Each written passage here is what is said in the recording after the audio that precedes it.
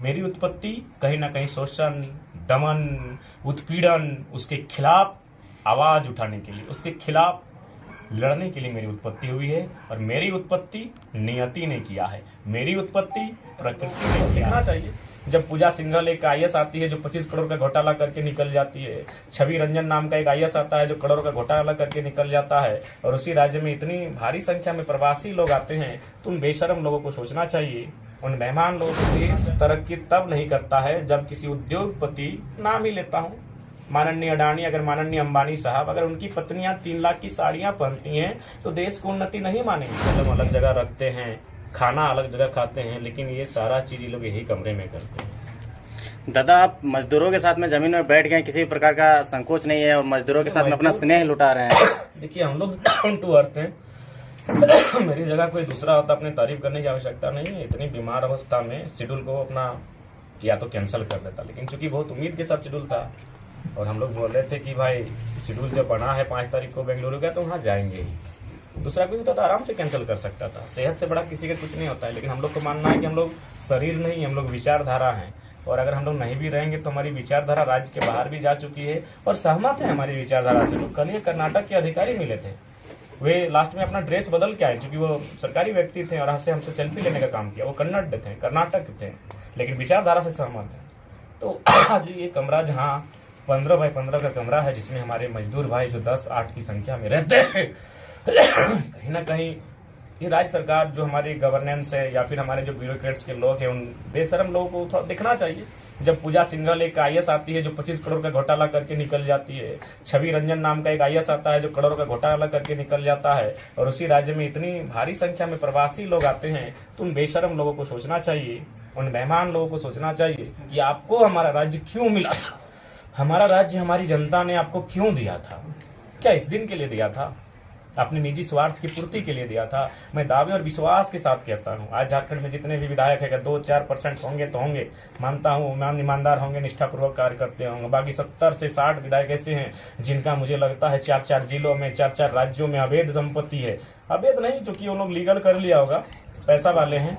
तो बताइए, आपका बाकी लोग अपने गांव में नहीं रह पा रहे और अब 4 राज्य में अपना साम्राज्य का विस्तार कर लिए हैं, और आप कहते हैं हम गांधी को मानते हैं, आप कहते हैं भगत सिंह को मानते हैं। जी नहीं, आप झूठ बात करते हैं। गांधी ने एक ही लाइन कहा था, रिसोर्सेस, ऐसे लाइन तो उन्होंने बहुत कहा था, लेकिन उनकी फेमस लाइन एक है, resources are made for our need, not for our grid.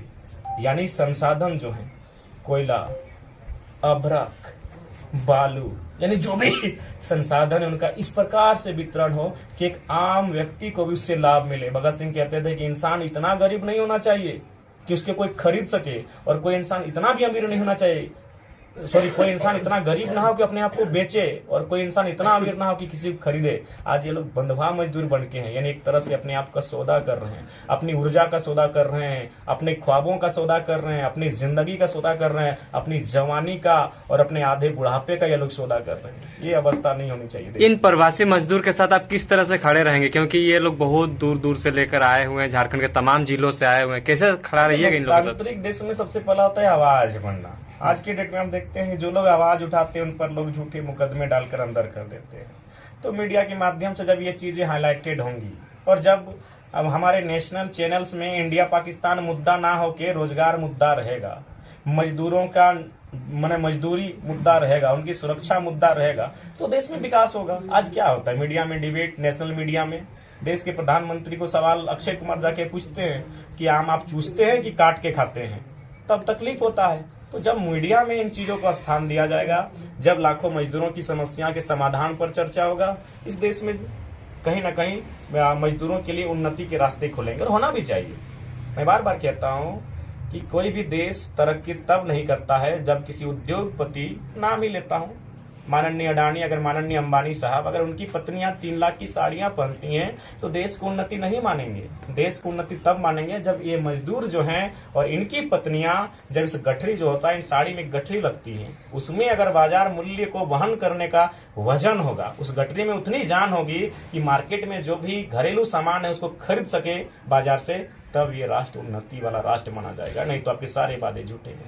दादा, मजदूर दिन भर काम करके आए हैं, थके हुए हैं, ऐसे में थके हुए अवस्था में रात में 10:30 बजे का समय हो रहा है, अभी सोने का समय है, फिर भी इनकी आंखों में चमक है। लाइव में भी हमारे साथ में सैकड़ों लोग जुड़ चुके हैं, आपकी बातों को सुन रहे हैं और लगातार नोटिस भी कर रहे हैं, क्या कहना चाहेंगे?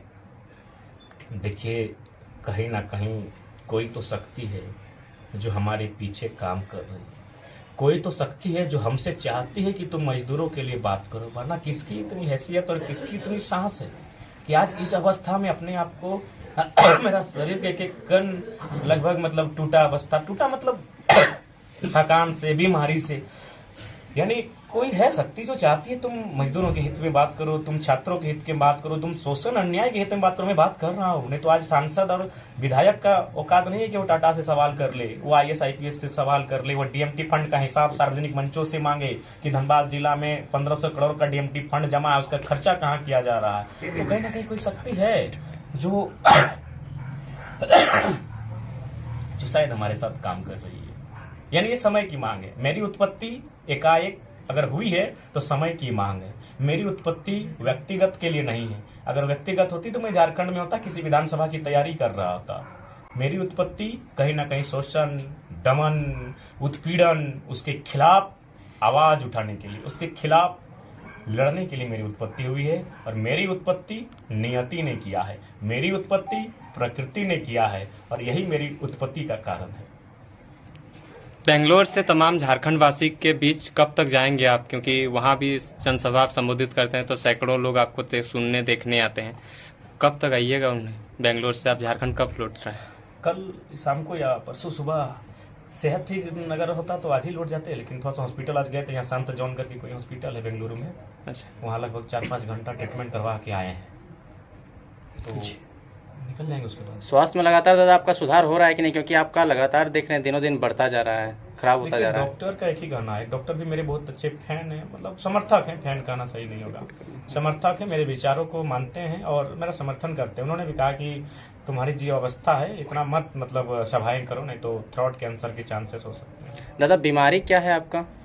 देखिए, बीमारी यही है कि जो 2 साल का स्ट्रगल, सबसे पहला बात 4 घंटा, मैं अपनी तारीफ नहीं करूंगा, अगर होगा तो पूरे भारत में विश्व के इतिहास को देखिए कि शायद किसी पॉलिटिकल लीडर ने 4 घंटा भाषण दिया और बिना एक बूंद पानी नहीं। डुमरी की जो जनसभा थी, मैंने 3 घंटा 47 मिनट बिना पानी की बूंद पिए दिया था, यानी एवरेज हम 2.5 घंटा 3 घंटा अपना बात को रखते हैं सभा में। फिर मीडिया को कम से कम नहीं करने से भी 1 घंटा 1.5 घंटा चला जाता है, अलग अलग मीडिया को अलग अलग बयान जाता है, तो उससे क्या होता है कि एक एनर्जी, जो कि आपको बोलने में बहुत ऊर्जा खपत होती है, और प्लस हम सोचते भी हैं सभा में आखिर इतना वर्ड्स कैसे आएगा, यानी आप मेरे साथ शारीरिक ऊर्जा और मानसिक ऊर्जा उस सभा में दोनों खपत होता है। हम अगला टॉपिक को मन में ही तुरंत सोचते हैं, यानी दिमाग मेरा 2 चलता है, एक बोल रहे हैं उस पर भी चल रहा है कि बोलना क्या है, शब्द गड़बड़ नहीं, और दूसरा कि इसके खत्म होने के बाद हम क्या बोलेंगे, यानी दिमाग भी स्ट्रगल करता है। और शारीरिक, चूंकि जब आवाज आती है वो भले कंठ की आवाज है, लेकिन वो नाभि से स्टार्ट होता है मेरी आवाज, यहाँ से हम जोर लगाते हैं, जब एग्रेसिव स्पीच देते हैं तो यहाँ से जोर लगाते हैं, जब यहाँ से जोर लगता है तो शरीर का ये दोनों पार्ट से, जो पसली ना क्या बोलेंगे, इसका बहुत पेन करता है मेरा, इसके बाद थोड़ा सा पेन यहाँ होता है, और ये गर्दन तो पूरा डैमेज है, खाना तो इसे पार ही नहीं होता है, और उसके बाद वो असर करता है आपका दिमाग में, क्योंकि यहाँ प्रेशर बनता है, माथा हिट हो जाता है, और फिर उसका असर आंख में होता है, यानी जो अभी हम हाल फिलहाल जांच किए उसमें यहाँ का प्रॉब्लम था, आंख का प्रॉब्लम था, गला का प्रॉब्लम था, चेस्ट का प्रॉब्लम था, वो 7 प्रॉब्लम था।